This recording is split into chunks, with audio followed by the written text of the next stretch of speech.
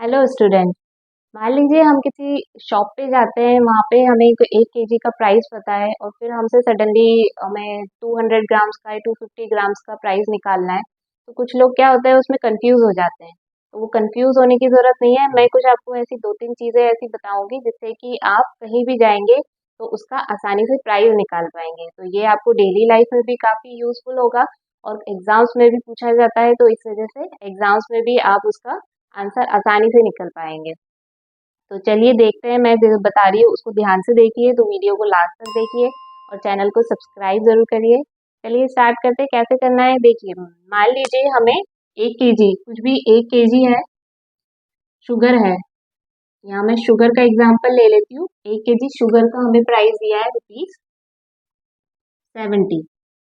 ठीक है, अब हमसे पूछा है 200 ग्राम। सबसे पहले स्टार्टिंग में ऐसे बेसिक से बताती हूँ कि जो सिंपल है उनसे बताती हूँ उसमें क्या करना है। मान लीजिए 200 ग्राम्स का पूछा है प्राइस, कैसे निकालेंगे?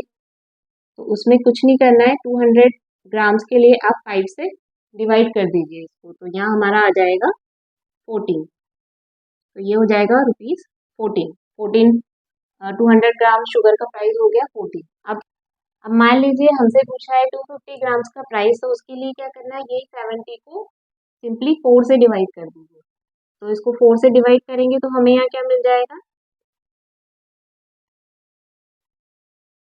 17.5 रुपीज।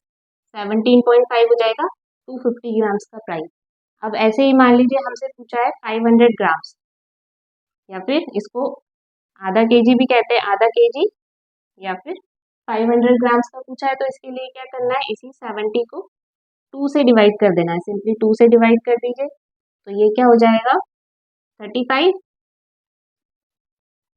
तो हमें शुगर, आधा केजी शुगर या 500 ग्राम शुगर का प्राइस मिल जाएगा ₹35।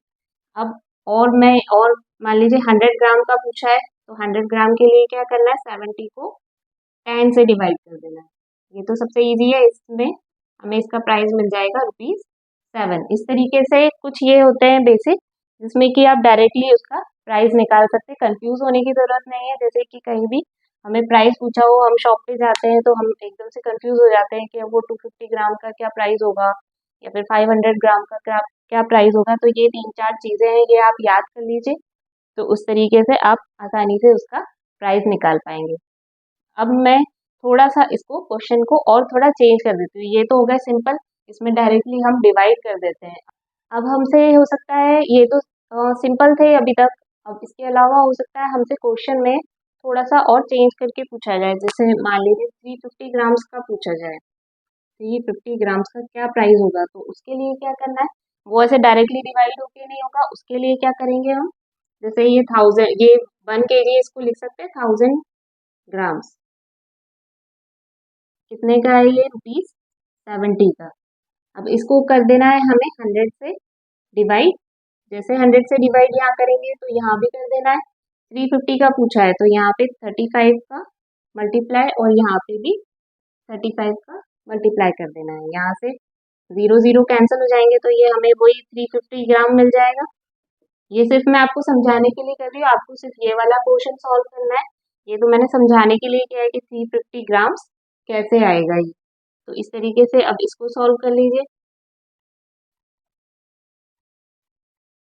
ये हो जाएगा 49/2।